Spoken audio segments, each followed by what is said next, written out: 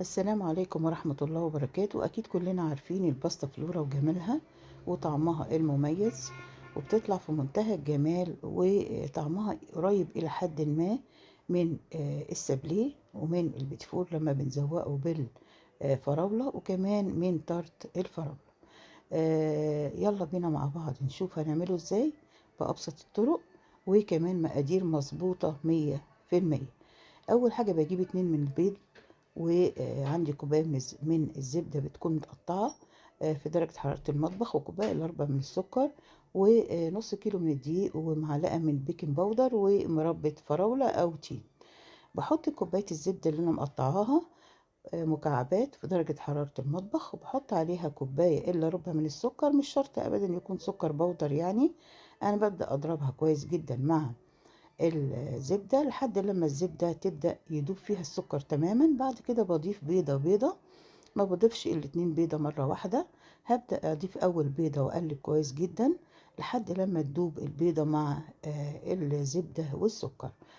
طبعا بضيف البيضة التانية وببدأ أقلب برضو نفس الطريقة لحد لما بتتقلب كويس جدا. وبضيف طبعا 2 فانيليا، وممكن اضيف كمان بشر من الليمون.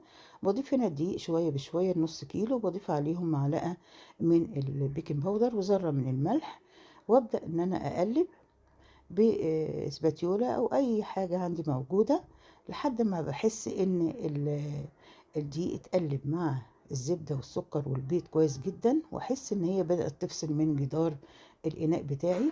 ما بتكونش طريه قوي، ما بتكونش برضو ناشفه جدا، زي ما انتوا شايفين بنفس درجه اللي انتوا شايفينها معايا دي.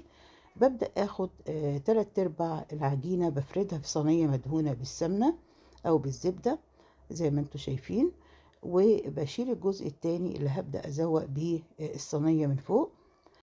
خلاص كده انا فردت 3/4 العجينة. ببدأ ان انا اضيف عليها الفراولة بالمنظر ده، او المربى التين. هما اكتر نوعين بينفعوا مع الباستا فلورا. والمربى الفراولة دي انا عاملاها في البيت، وزي ما انتم شايفين طالعة في منتهى الجمال، وفيها قطع من الفراولة، ولونها زي ما انتم شايفين طالع جميل جدا. اتمنى ان انتم تشاهدوها ان شاء الله.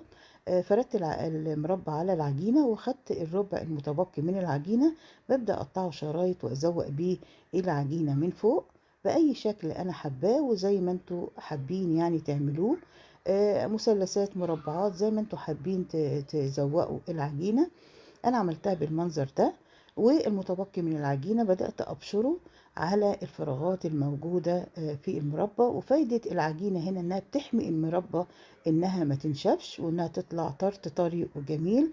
بحطها خلاص كده جهزت، بحطها في درجة حرارة 180 درجة في الرف الأوسط. أول ما بحس إن العجينة من فوق جمدت ببدأ أطلعها على طول، لأن معنى كده إن هي استوت. أو الأطراف ببص لأنها احمرت بطلعها.